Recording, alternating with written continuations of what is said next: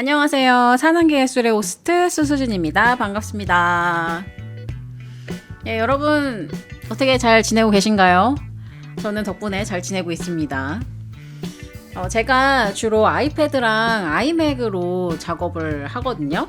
그러니까 말하자면 애플의 늪에 빠져서 사는데 뭐 아는 분들도 계실지 모르겠지만 제가 20대 후반에 직장 생활을 할 때 애플에서 일했습니다. 애플 코리아에서. 기술 지원 어드바이저로 3년 근무했는데요. 뭐 애플에 들어가기 전부터 계속 아이폰 써왔고 뭐 맥북 써왔고 그랬어요. 그런데 뭔가 애플에서 본격적으로 근무하면서부터는 애플의 이 생태계에 저의 모든 테크놀로지를 위탁한 채 저는 살아가고 있습니다. 근데 2019년에 구매했던 제 아이패드랑 제 아이맥이 갑자기 모두 사망한 거예요. 뭐 사망이라기보다는 이제 고장이 났어요. 굉장히 당황했는데 아이패드는 그 배터리가 팽창해가지고 이렇게 좀 부풀어 오르고 아이맥은 시동 디스크가 고장 났나 봐요. 그래서 나름 제가 또 테크에서 일을 했으니까 뭐 램을 재설정하는 거나 이런 기본적인 기술 트러블 슈팅을 알고 있는데 뭐 여러 가지 시도를 했는데도 여전히 갑자기 좀 시동이 꺼지는 그런 이슈가 있습니다. 그래서 시동 디스크가 아예 고장이 난 것 같아요. 그 하드웨어 고장에 대한 이런 다양한 증상은 제가 일할 때도 자주 접했기 때문에 막 그렇게 놀랍지는 않은데 왜 그런 거 있잖아요. 그러니까 그 고객의 케이스들을 많이 봤어. 근데 나한테는 일어나지 않을 것 같다 이렇게 생각을 했었던 것 같아요. 그래서 엄청 당황을 했고 근데 그냥 뭐 천천히 지금 저는 그 과정을 받아들이는 중입니다. 모두 뭐 노화했기 때문에 어쩔 수 없는 거고 근데 그럼에도 좀 이 헤어짐이 또 괜히 아쉬운 것 같아요. 그래서 저는 최근에 새로운 아이패드랑 새로운 아이맥을 구매를 했고 이전 기기들과는 작별을 하면서 또 동시에 저의 어떤 창작 시기가 지금 딱 7년 차 이렇게 딱 넘어가는 요 시점에 이제 기기 어떻게 보면 저의 재료를 이렇게 바꾸게 되면서 저 나름은 이 시기를 또 돌아보게 되는 그런 좋은 시간이었던 것 같아요. 어쨌든 새로운 재료를 샀으니 더 좋은 작업이 나왔으면 하는 바람입니다. 네, 그래서 오늘 다루고자 하는 주제가 질투인데요. 그간 우리가 다뤘던 고독 그리고 감정 이렇게 두 가지 개념은 모두 좀 개인, 나 자신에 관련된 그런 개념이었어요. 그런데 이번 회차에는 질투, 즉 처음으로 그 관계 안에서 경험하는 개념을 다루게 되었습니다. 즉 타인이 존재해야만 성립되는 개념이죠. 그 현대사회를 설명할 수 있는 다양한 키워드가 있지만 특히 질투는 우리 일상에 거의 매일 존재하는 개념인 것 같아요. 그러니까 일단 SNS를 켜는 순간부터 이 감정에서 자유로울 수 없다고 생각을 하는데 현대인은 무의식 중에서도 질투를 계속 쌓아가는 것을 좀 일종의 루틴처럼 하고 있지 않나라는 생각을 해봤습니다. 그러니까 여기서 약간 두려워지는 지점은 우리가 의식 중에 이 질투라는 감정을 내 마음에 쌓는 게 아니라 이게 무의식 중에 반복된다는 거죠.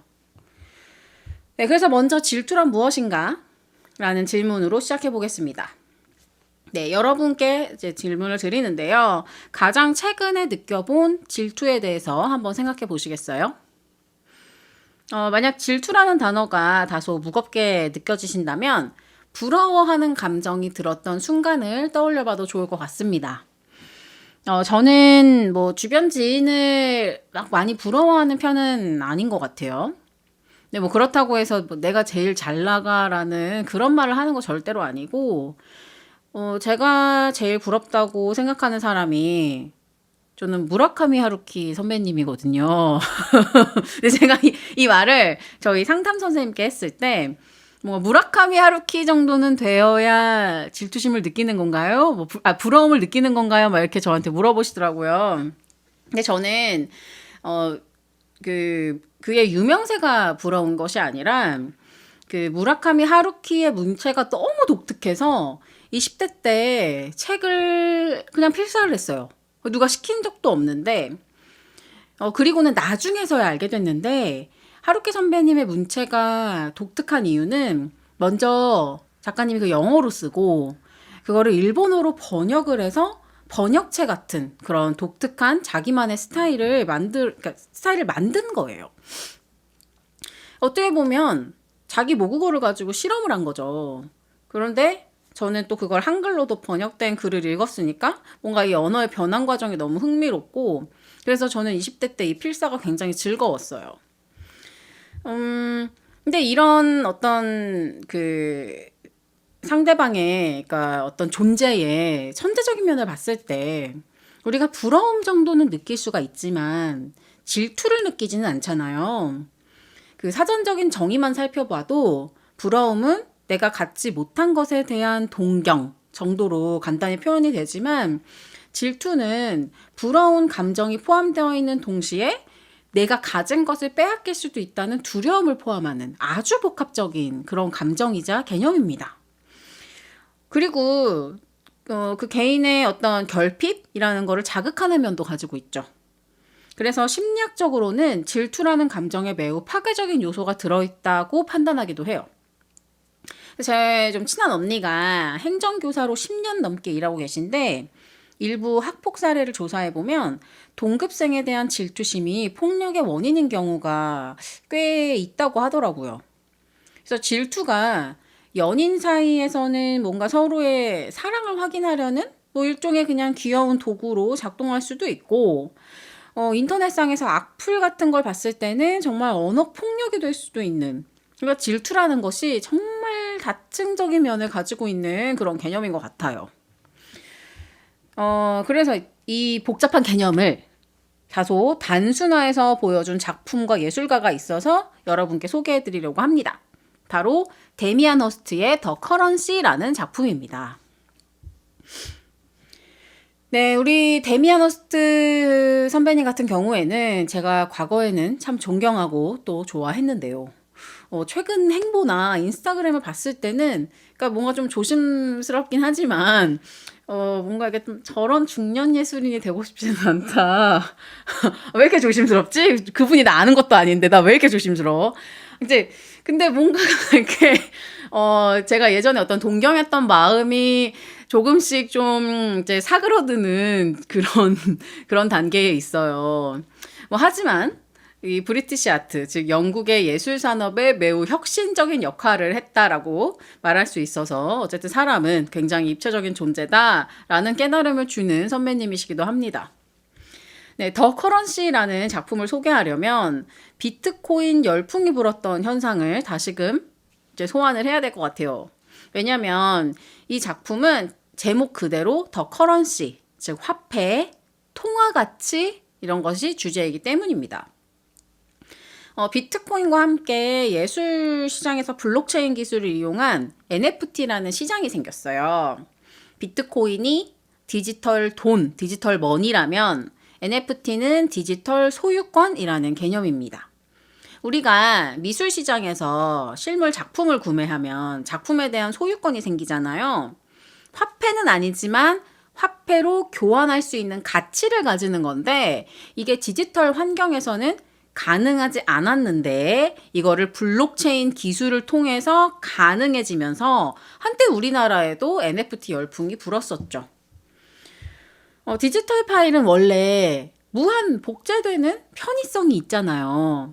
근데 그걸 단 하나의 가치로 만들어내는 기술이 블록체인이에요. 근데 여러분 어떻게 보면 인간이 참 재밌지 않아요? 그러니까 무한 복제를 위한 디지털이라는 기술을 만들어내고 와중에 또 그 환경 안에서 단 하나의 고유 가치를 만들겠다고 또 새로운 기술을 만드는 거 보면 저는 진짜 그냥 신기해요. 근데 또 이 블록체인이라는 기술로 인해서 또 새로운 금융의 세계가 만들어진 거니까 뭐 해석하자면 뭐 인간 안에는 창조하고자 하는 열망이 있다.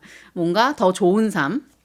그 좋은 삶의 기준은 물론 다 다르겠지만 어쨌든 더 나은 삶을 위해서 다 열심히 사는 것 같아요. 그래서 네, 불과 4년 전이죠. 2021년에 NFT 시장이 폭발적으로 성장합니다. 그리고 우리 데미안 허스트 선배님 이 시장에 바로 뛰어들었죠. 그때 발표한 작품이 더 커런시입니다. 2016년 즈음에 도트 페인팅 1만 장을 창고에 보관하고 있었다 그래요. 그런데 딱 5년 뒤인 2021년에 1만 장의 작품을 모두 NFT로 변환을 해서 더 커런시라는 제목의 시리즈로 발표합니다. 그러니까 실제 컬렉터가 작품을 구매할 때는 이 실물 작품이랑 NFT를 동시에 받을 수 있어요. 그런데 이후에는 둘 중 하나만 컬렉터가 선택을 해야 돼요. 반드시. 그래서 컬렉터가 무엇을 선택했느냐에 따라서 실물 작품을 아예 태워 없애거나 NFT를 삭제했죠. 그러니까 둘 중 하나만 가질 수 있도록 설계한 겁니다. 그러니까 이유 선택에 따라서 작품을 태우는 퍼포먼스를 진행했어요. 그래서 미술계에서는 이 시리즈가 더욱 인기를 끌었습니다. 그 1만 장의 작품 중에 4천 몇 번째 작품의 제목이 Jealousy Like a Girl 이에요. 번역하자면 여자의 마냥 질투하기? 뭐 이런 정도로 좀 말할 수 있을 것 같은데, 그러니까 NFT를 선택하면 실물 작품을 갖지 못하고 실물 작품을 선택하면 NFT를 갖지 못하니까 뭔가 하나는 포기해야 하는, 즉 갖지 못하는 것으로 오는 필수적인 그 결핍의 상태, 그 안에서 느낄 수밖에 없는 질투, 젤러시를 말하는 것이죠. 그러니까 이 도트 페인팅이라는 것 자체가 질투라는 개념을 설명하고 있다라고 보기는 어렵습니다. 근데 작품의 제목을 통해서 뭔가 개념적으로 다가가려는 시도는 한 것 같아요. 그래서 현대미술이 얼마나 개념적인가를 보여주는 작품이기도 합니다. 즉, 아무것도 없지만 모든 것이 있는 그런 역설. 정말 그 자체라고 볼 수 있을 것 같습니다.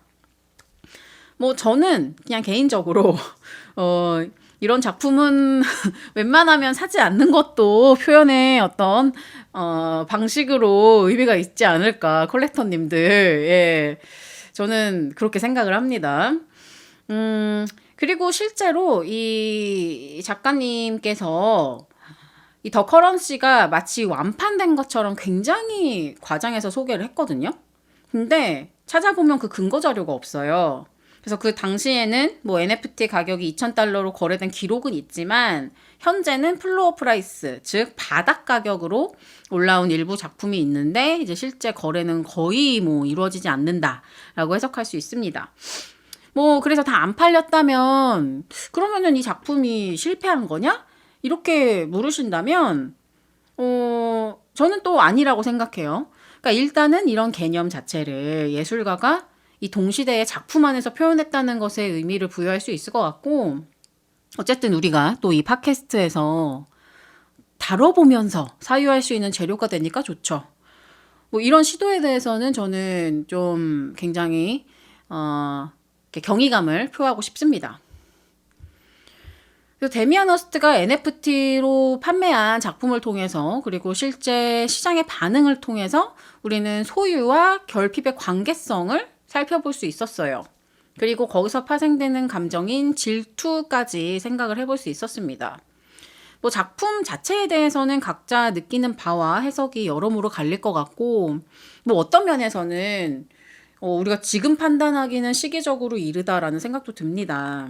왜냐하면 뭐 작품이든 예술가든 후대에 일어날 평가가 지금 이 시대에 일어나고 있는 평가보다 더 정확한 경우가 많으니까요.